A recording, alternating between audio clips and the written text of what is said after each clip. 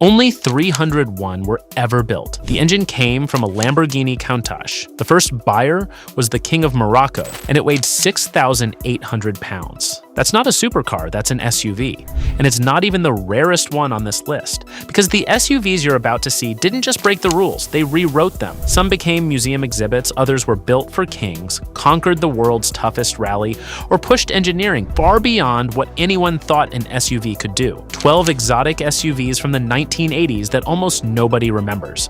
But once you see them, you'll understand why they should never have been forgotten. Let's count up. Number 12, Lada Niva Carat by Duchatelet, 1985. In 1985, a Belgian coach builder named Duchatelet looked at the Lada Niva, a Soviet-built utilitarian no-frills four-wheel drive box designed for collective farms in Siberian mud, and asked a question nobody had ever thought to ask. What if we made this thing luxurious? The result was the Lada Niva Carat, a vehicle so absurd in concept that it almost defies description. Duchatelet stripped the Niva's Spartan interior down to bare metal and rebuilt it with hand-stitched leather seats, real wood dashboard trim, air conditioning, power windows, and a premium sound system, amenities that the original Soviet engineers at Automotive would have considered decadent, bordering on treasonous. The Niva Carat was sold primarily in Western Europe, Belgium, France, and the Netherlands, to buyers who wanted the Niva's genuinely brilliant permanent all-wheel drive system and compact dimensions without inheriting the Soviet interior that came with it. Approximately 200 were built, making it one of the rarest luxury SUV conversions of the 1980s. The mechanical underpinnings remained entirely Soviet, the 1.6-liter four-cylinder producing 75 horsepower, the permanent four-wheel drive system with a locking center differential, and the surprisingly capable coil spring suspension that gave the Niva genuine off-road credentials that embarrassed vehicles costing 5 times as much. But the cabin was pure Western European luxury, hand-finished to a standard the Soviet factory floor had never witnessed. A communist chassis wearing a capitalist interior. The Cold War, expressed as an SUV, a Soviet tractor turned luxury SUV by a Belgian madman. The next vehicle is even more obscure. Built in a country most people can't find on a map. For a military most people don't know exists. Number 11, AR-010, 1980 to 2006. The AR-010, built in Câmpulung, Romania from 1980 onward, is the SUV that a communist country exported to over 100 markets under at least 50 different brand names, making it simultaneously one of the most widely distributed and least recognized vehicles in automotive history. Depending on which country you were standing in, the AR-010 was sold as a Dacia, an ACM, a Muscle, a Portaro, or simply an ARO, each time with slightly different badges, slightly different trim, and the same fundamental vehicle underneath. Romania needed foreign currency, and the ARO factory was one of the country's most prolific exporters, shipping rugged, simple, cheap four-wheel drive vehicles to markets across Europe, Africa, Asia, and South America. The AR-010 was not a luxury vehicle by any definition. It was built for military and utility purposes with a body-on-frame chassis, part-time four-wheel drive, and engines ranging from Renault-sourced gasoline units to Peugeot diesel 4s depending on the export market. But what makes the ARO genuinely fascinating is its survival. These vehicles were engineered for markets where road infrastructure barely existed, where replacement parts had to be fabricated locally, and where the vehicle's primary competition was a mule. That engineering philosophy, build it simple enough that a farmer can fix it with a hammer, gave the ARO a durability that outlasted the communist government that commissioned it. ARO. The company went bankrupt in 2006, but examples still run across rural Eastern Europe and North Africa today. A communist SUV sold under 50 names to 100 countries. The next vehicle looks exactly like a Mercedes G-Wagon, because it is one, except France ripped out the German engine and replaced it with a Peugeot. Number 10, Peugeot P4, 1981 to 2016. The Peugeot P4 is a Mercedes-Benz G-Wagon with a French heart, and most people who see one assume they're looking at a standard G-Class until they notice the the Peugeot badge on the steering wheel. In the late 1960s, the French Army decided its fleet of 10,000 aging World War II Jeeps needed replacing. They asked Peugeot, Renault, and Citroën to design a replacement. All three refused, so France did something no other country had ever done. They licensed the Mercedes-Benz G-Wagon and rebuilt it as a French vehicle. Peugeot installed the engine from the Peugeot 504, the gearbox from the Peugeot 604, rewired the entire electrical system, welded the body, and painted it at the Sochaux plant. Everything else was shipped by train from Mercedes in Germany. The French Army ordered 15,000 units in 1981, later reduced to 13,500 after military downsizing. From 1985, production transferred to Panhard, the legendary French armored vehicle manufacturer, where another 6,000 were built. The P4 served the French Foreign Legion, French Special Forces, and frontline units across Africa and the Middle East for over 35 years. In 2023, retired P4s donated to Ukraine were spotted in combat footage from the front lines. A 40-year-old French-German hybrid military truck still operational in an active war zone. Enthusiasts even entered P4s in the Dakar Rally Classic category as recently as 2023. You can find surplus P4s for $8,000 to $20,000 in European markets. A French G-Wagon that served the Foreign Legion and showed up in Ukraine 40 years later. The next one was built in Austria for 30 different armies, and it had 6 wheels. Number 9, Steyr-Puch Pinzgauer, 1971 to 2000. The Steyr-Puch Pinzgauer is the Austrian military truck that carried soldiers, equipment, and supplies across the most hostile terrain on 5 continents, and that most people have never heard of despite serving in over 30 armies worldwide. Built in Graz, Austria, by the same Daimler Puch company that partnered with Mercedes-Benz to manufacture the G-Wagon, the Pinzgauer was produced in both 4x4 and 6x6 configurations, with the 6-wheeled variant becoming one of the most capable all-terrain military vehicles ever manufactured. The Swiss Army, the British Army, the Austrian Armed Forces, and the armies of Saudi Arabia, Oman, and New Zealand all deployed Pinzgauers operationally. What separated the Pinzgauer from other military trucks was its engineering approach to terrain. The chassis featured a central tube backbone design unique among military vehicles that gave the Pinzgauer extraordinary axle articulation and allowed it to maintain traction on surfaces that conventional ladder frame trucks simply couldn't navigate. The air-cooled inline-4 gasoline engine in early civilian models was designed to operate at extreme altitudes where water-cooled engines risked overheating or freezing, making the Pinzgauer the vehicle of choice for mountain operations across the Alps, the Himalayas, and the Andes. Civilian versions were available throughout the 1980s and attracted a devoted following among expedition operators and overlanders who needed a vehicle capable of crossing terrain that even Land Rovers struggled with. You can find civilian Pinzgauers for $15,000 to $45,000 on the surplus market, and the 6-wheeled versions command genuine collector premiums. An Austrian 6-wheeler built for 30 armies. The next vehicle was designed by the man who later created the Audi Quattro, and it won the Paris-Dakar Rally before any purpose-built race truck could beat it. Number 8, Volkswagen Iltis, 1978 to 1988. The Volkswagen Iltis is the military SUV that won the Paris-Dakar Rally before any purpose-built race truck could beat it, and then accidentally gave birth to the most iconic all-wheel drive system in automotive history.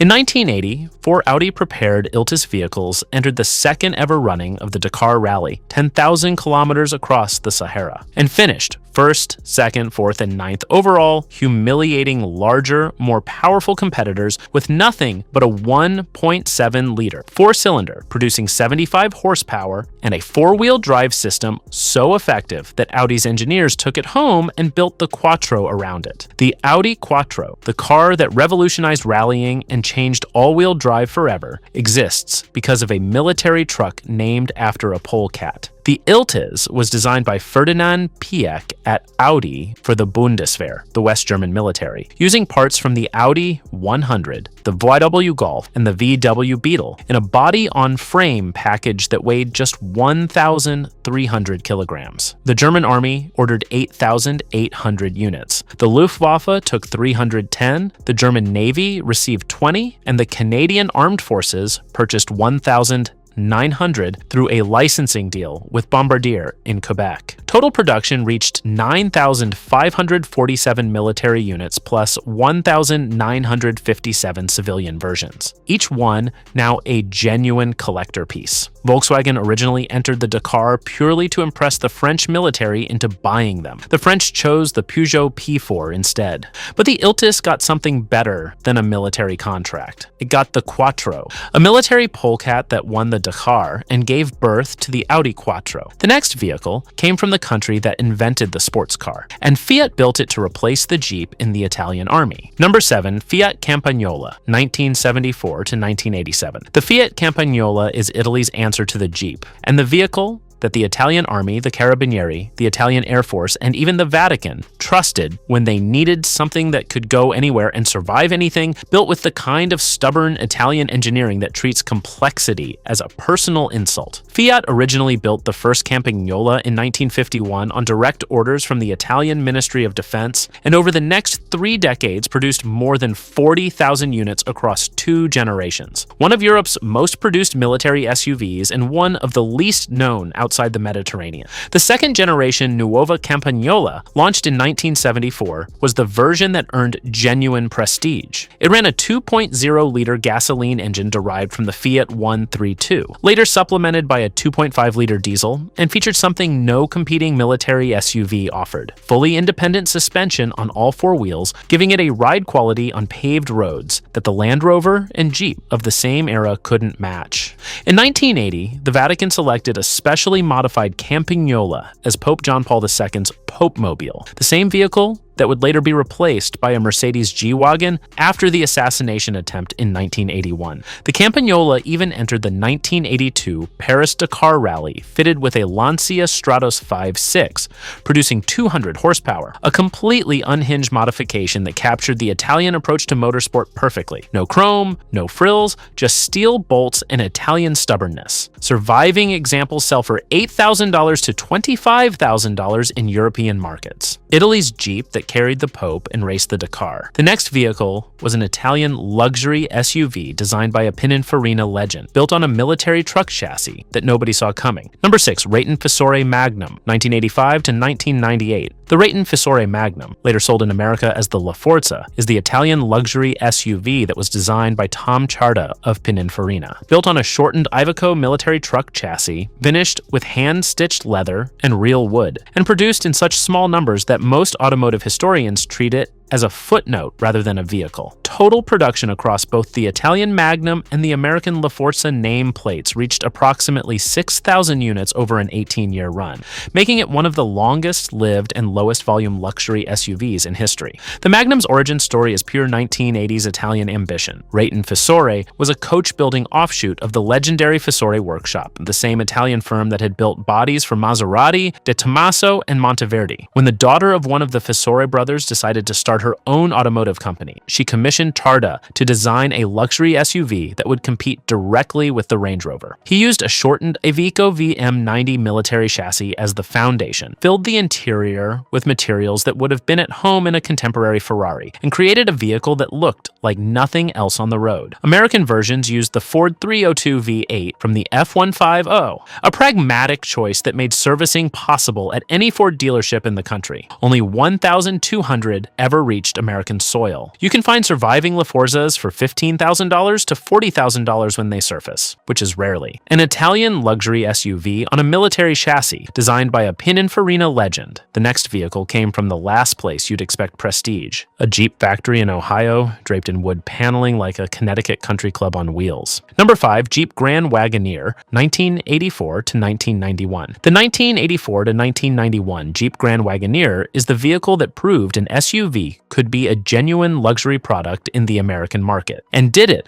while wearing wood paneling on the outside like a Connecticut country club on wheels. When AMC launched the Grand Wagoneer nameplate in 1984, every example came loaded with features that most American cars didn't offer at any price. Leather-trimmed power seats, automatic climate control, cruise control, power windows, and a premium sound system. The only available engine was a 360 cubic inch V8, producing 175 horsepower, and the only available transmission was a 3-speed automatic. Decisions that prioritized smooth, effortless cruising over any pretense of sportiness. What made the Grand Wagoneer genuinely prestigious was its positioning. In the 1980s American market, the only luxury SUV alternatives were the Range Rover, which was expensive, British, and unreliable by American standards, and nothing. The Grand Wagoneer filled that gap with a vehicle that suburban families could use for everything from school runs to ski trips to towing the boat, all while sitting in a cabin that felt closer to a Lincoln Town Car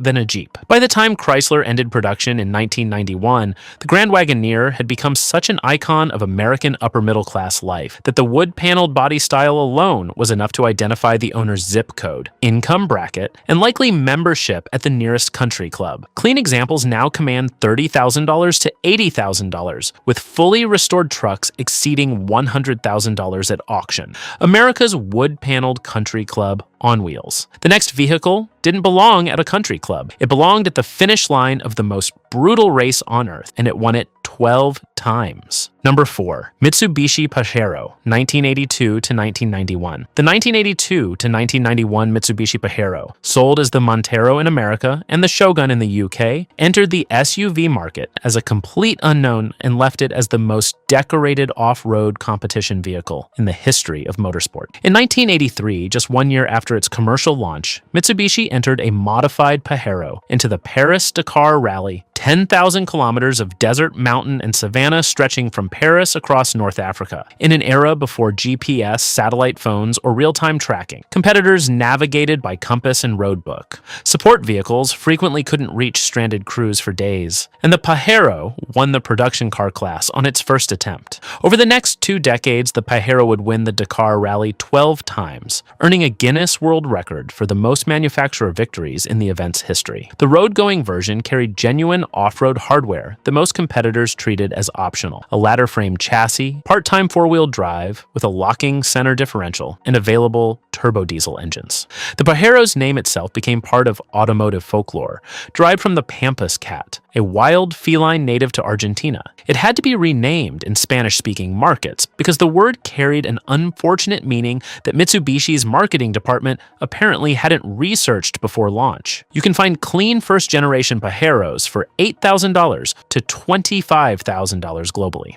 The truck that won the most brutal race on Earth 12 times is now largely forgotten in a market dominated by the vehicles it beat. 12 Dakar victories and a name they couldn't use in half the world. The next vehicle didn't win any racer, but an art museum in Paris called it a masterpiece. Number 3, Range Rover Classic, 1970 to 1996. The Range Rover Classic is the vehicle that invented the luxury SUV. Not refined it, not contributed to it, invented it. And the Musée du Louvre in Paris agreed. In 1971, the Louvre displayed a Range Rover as a permanent exhibit of exceptional industrial design, a truck, in an art museum, alongside paintings by Vermeer and sculptures from ancient Greece. That single act of institutional recognition tells you everything about what the Range Rover Classic represented. It wasn't just a vehicle. It was a cultural object that redefined what an SUV could mean to people who had never considered owning one. The 1980s Range Rover ran a 3.5-liter Rover 5.8, an engine originally designed by Buick in America, sold to Rover when GM abandoned it, and refined into a lightweight aluminum power plant that gave the Range Rover performance no other SUV could match. The permanent 4-wheel drive system and long-travel coil spring suspension delivered off-road capability that embarrassed purpose-built trucks, while providing on-road comfort that no ladder-frame vehicle had ever achieved. British royalty drove them, Arab heads of state collected them, African safari operators trusted them, and Hollywood adopted them as the vehicle that said wealthy, adventurous, and not trying too hard, a positioning